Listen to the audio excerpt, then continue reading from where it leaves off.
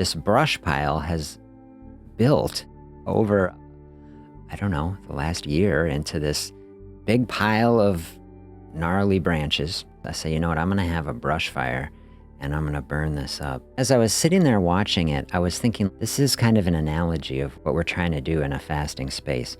Fasting space, open space, and our metabolism is like a fire.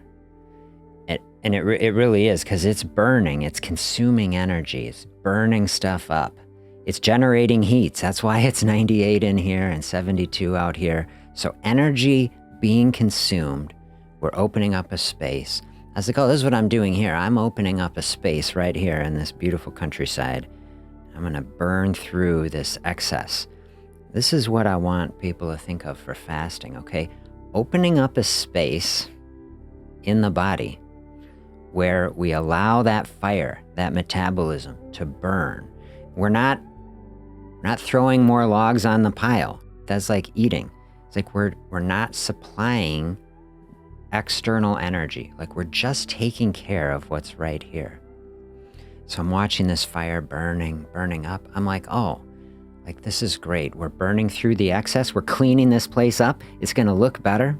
Have you ever heard of terra preta? This incredible, hyper fertile black soil down in the Amazon. As people study it, it only goes down 12 feet. You know, but it goes down 12 feet. It's like 12 feet of this black, just incredibly fertile soil. And then it's just clay and other stuff. And what people think is that people were burning and then incorporating the coal, the carbon into the soil for 1,000 years to build it into this soil.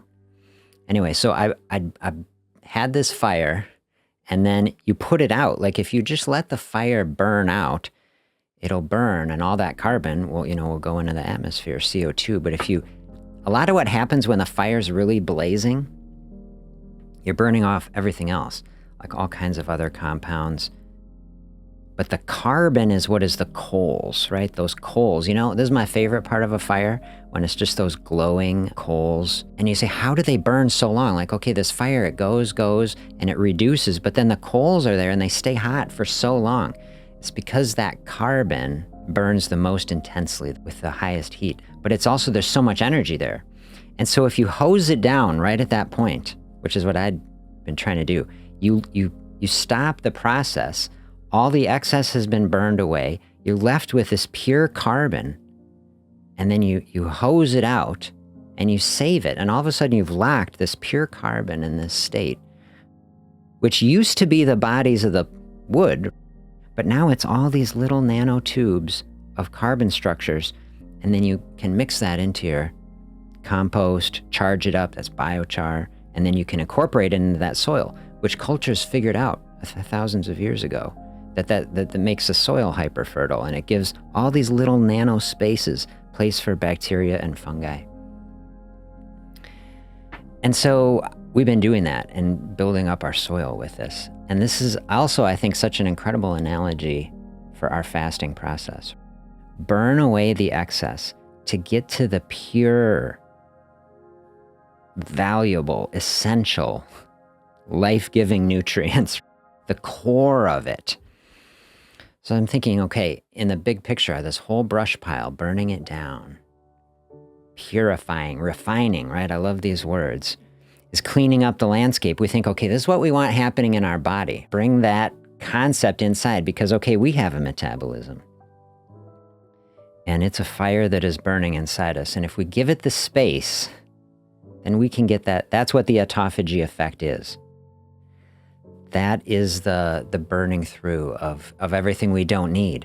Throw the odds and ends in the scraps. When the tree comes down, big sections, we try to take the nice stuff and then chop it up and stack it up, some nice firewood so you can have a fire, right?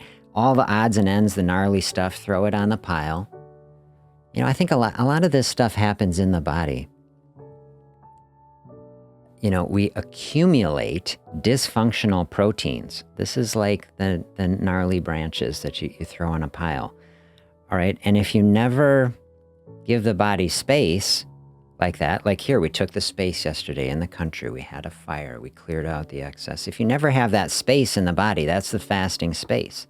You say, hey, metabolism is burning. Stop throwing the logs on the fire, all the things, and just let the body clear through that. That's autophagy space.